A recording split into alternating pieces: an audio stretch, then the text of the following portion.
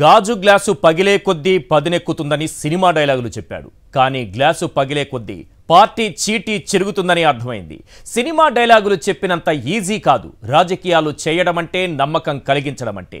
ఇప్పుడు పవన్ కళ్యాణ్ సొంత పార్టీ నేతల దగ్గర విశ్వాసం కోల్పోయాడు. పార్టీని ఒక్కరొక్కరుగా వీడుతున్నారు. అది చాలా కాలం క్రితమే మొదలైన ఎన్నికల సమయానికి ముఖ్యమైన నేతలంతా ఈ ఎంగిలి టీ గ్లాసు మాకొద్దు అంటూ విసిరి కొడుతున్నారు.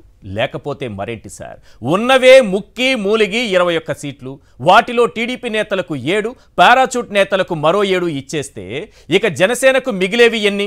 7 అంటే 7.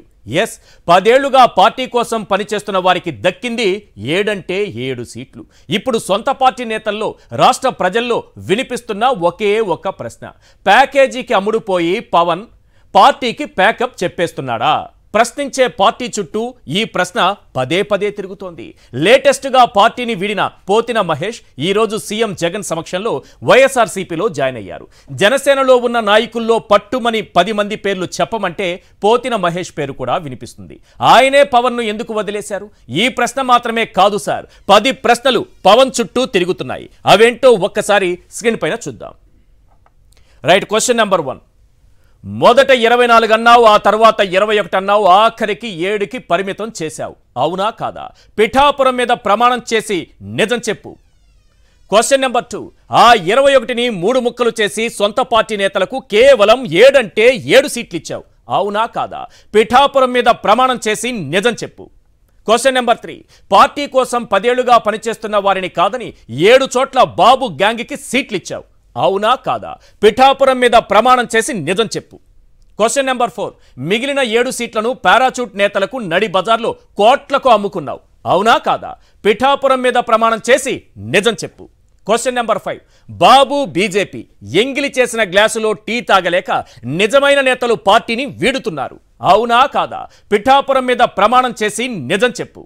Question number 6. ఎంతమంది నాయకులు పార్టీ వదిలిపోయినా బాబు పల్లకి మోయడమే ఎజెండాగా పెట్టుకున్నావు. అవునా కాదా? పిఠాపురం మీద ప్రమాణం చేసి నిజం చెప్పు. Question number 7. పొత్తుల పేరుతో మాయ చేసి మోసం చేసి పార్టీకి నేతలకు భవిష్యత్తు లేకుండా చేస్తున్నావు. అవునా కాదా? పిఠాపురం మీద ప్రమాణం చేసి నిజం చెప్పు. Question number 8.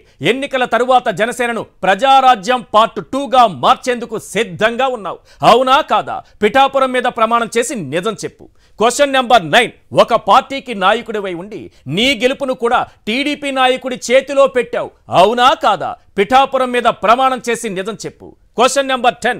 నీ గెలుపుకై నీకే నమ్మకం లేనప్పుడు నీ పార్టీని, దాన్ని నమ్ముకున్న నేతలను ఎలాగూ గెలిపించలేవు.